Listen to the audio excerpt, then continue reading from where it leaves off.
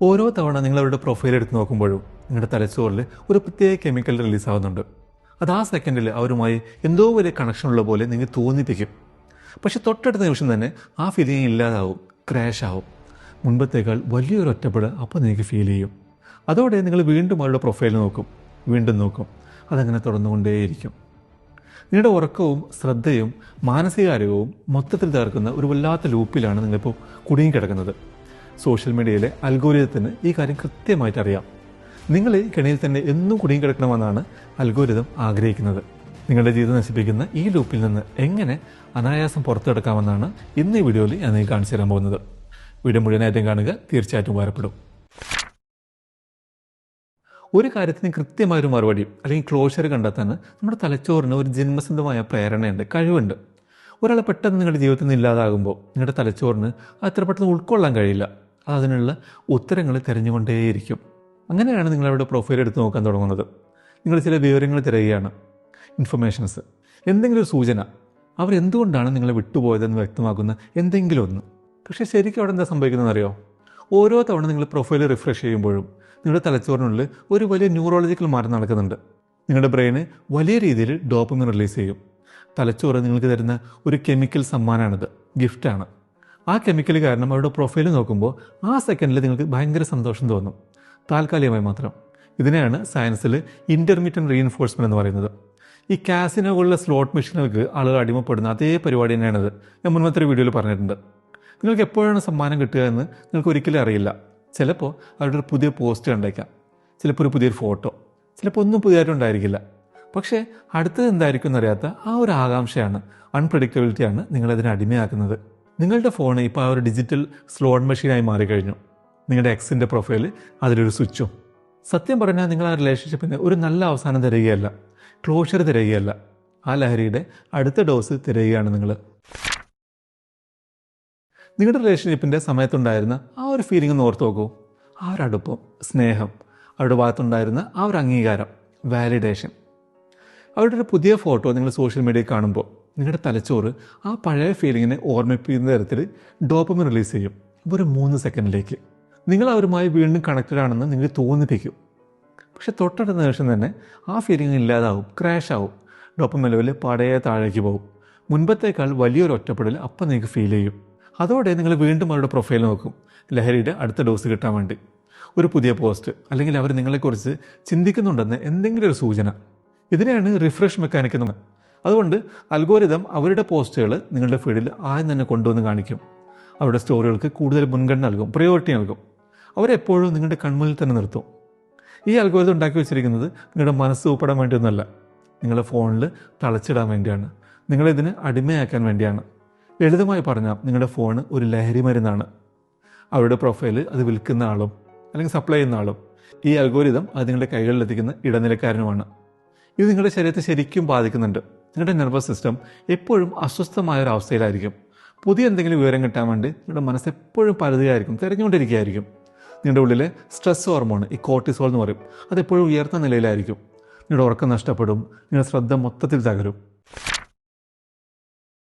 ഓരോ തവണ നിങ്ങളുടെ ഫോട്ടോ കാണുമ്പോഴും നിങ്ങളുടെ തലച്ചോറ് അതിൻ്റെ വിടവുകളെല്ലാം സ്വന്തം ഭാവന വെച്ച് പൂരിപ്പിക്കാൻ തുടങ്ങും.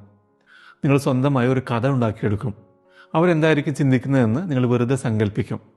അവരവരുടെ പോസ്റ്റുകൾക്കോ ഫോട്ടോകൾക്കോ ഇടുന്ന ക്യാപ്ഷനുകൾക്ക് നിങ്ങൾ നിങ്ങളുടേതായ അർത്ഥങ്ങൾ കൊടുക്കാൻ തുടങ്ങും. ഇതിനെയാണ് ഡിറ്റക്റ്റീവ് മൈൻഡ് സെറ്റ് എന്ന് പറയുന്നത്.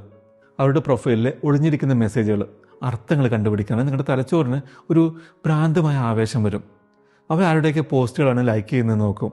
അവരുടെ ടാഗുകളുടെ അർത്ഥം എന്താണെന്ന് ആലോചിച്ച് കൂട്ടും. അവരാരെയാണ് ഫോളോ ചെയ്യുന്നത് നോക്കും. അവരാരുടെ കൂടെയാണ് ഉള്ളതെന്ന് നോക്കും. പക്ഷേ സത്യത്തിൽ നിങ്ങൾ അവിടെ ഒരു കഥ എഴുതുകയാണ്. നിങ്ങളുടെ മനസ്സിൽ മാത്രം ജീവിക്കുന്ന, യാഥാർത്ഥ്യവുമായി യാതൊരു ബന്ധവുമില്ലാത്ത അവരുടെ ഒരു ഭാവനാരൂപമാണ് നിങ്ങളവിടെ കെട്ടിപ്പടുക്കുന്നത്.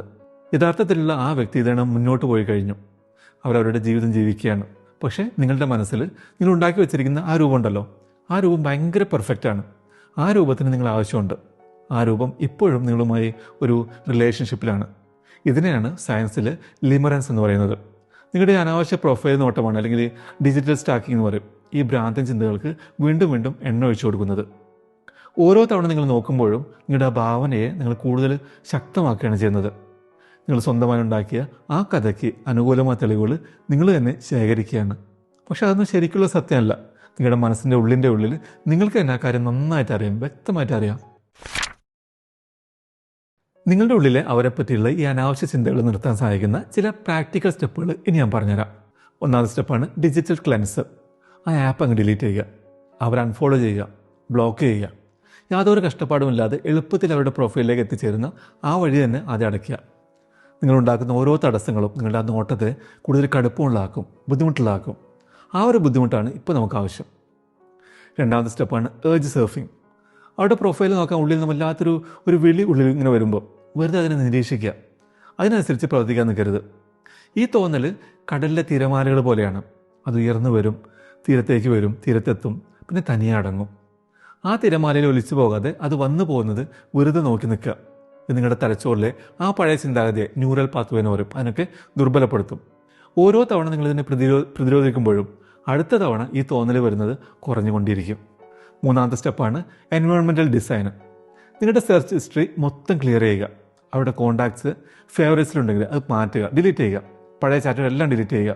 ആലോചിക്കാതെ തന്നെ പെട്ടെന്ന് അവരുടെ പ്രൊഫൈലിലേക്ക് എത്തിക്കുന്ന എല്ലാ ഷോർട്ട് കട്ടുകളും ഇല്ലാതാക്കുക. നിങ്ങളുടെ തലച്ചോറ് ഈ ശീലങ്ങൾക്കൊപ്പമാണ് ഓടുന്നത്, അല്ലേ? ആ ശീലങ്ങളുടെ ഘടന തകർക്കാൻ പറ്റിയാൽ നിങ്ങൾക്ക് ആ ലൂപ്പും തകർക്കാൻ പറ്റും. നാലാമത്തെ സ്റ്റെപ്പാണ് ഡോപ്പമിൻ മാറ്റിയെടുക്കുക. റീപ്ലേസ് ഡോപ്പമിൻ എന്ന് പറയും. നിങ്ങൾ എപ്പോഴും അവരുടെ പ്രൊഫൈൽ നോക്കുന്നത് നിങ്ങളുടെ തലച്ചോറിന് ഒരു കെമിക്കൽ റിവാർഡ് വേണമെന്നുള്ളതുകൊണ്ടാണ്. അതുകൊണ്ട് കൂടുതൽ കാലം നിൽക്കുന്ന സന്തോഷങ്ങൾ കണ്ടെത്തുക. നിങ്ങളുടെ സ്വന്തം നേട്ടങ്ങൾ, നല്ല സൗഹൃദങ്ങൾ, നിങ്ങളുടെ വളർച്ച, ഇവയെല്ലാം നിങ്ങൾക്ക് തരിക വളരെ പതുക്കെ മാത്രം റിലീസാവുന്ന നല്ല ഡോപ്പമിനാണ്. അത് നിങ്ങൾക്ക് സ്ഥിരമായ യഥാർത്ഥ സന്തോഷം തരും. അല്ലാതെ പ്രൊഫൈൽ നോക്കുമ്പോൾ ഉണ്ടാകുന്ന പോലുള്ള പെട്ടെന്ന് താഴേക്ക് പോകുന്ന ഒന്നല്ലാതെ. അഞ്ചാമത്തെ സ്റ്റെപ്പാണ് നോക്കാതിരിക്കുന്നതിനെ ഒരു പോസിറ്റീവായി കാണുക. അവരുടെ പ്രൊഫൈൽ നോക്കാതിരിക്കുക എന്നത് നിങ്ങളെന്തോ നഷ്ടപ്പെടുത്തുന്നതല്ല, നിങ്ങൾക്കെന്തോ നഷ്ടമാണെന്നല്ല. അത് നിങ്ങളുടെ ആത്മാഭിമാനമാണ്. ആ വ്യക്തിയേക്കാൾ കൂടുതൽ വില ഞാൻ എൻ്റെ മാനസികാരോഗ്യത്തിന് കൊടുക്കുന്നുണ്ട് എന്ന് നിങ്ങൾ സ്വയം ഉറപ്പിച്ച് പറയുന്നതാണിത്. നിങ്ങളവരുടെ പ്രൊഫൈൽ നോക്കാത്ത ഓരോ ദിവസവും നിങ്ങളുടെ തലച്ചോറിനെ ആ അഡിക്ഷനിൽ നിന്ന് നിങ്ങൾ തിരിച്ചു പിടിക്കുന്ന ദിവസമാണ്. നിങ്ങളവരുടെ പ്രൊഫൈലുകൾ നോക്കുന്നത് നിർത്തുമ്പോൾ നിങ്ങളുടെ ഉള്ളിൽ വലിയൊരു മാറ്റം വരാൻ തുടങ്ങും. നിങ്ങളുടെ നെർവസ് സിസ്റ്റം പതുക്കെ ശാന്തമാകും.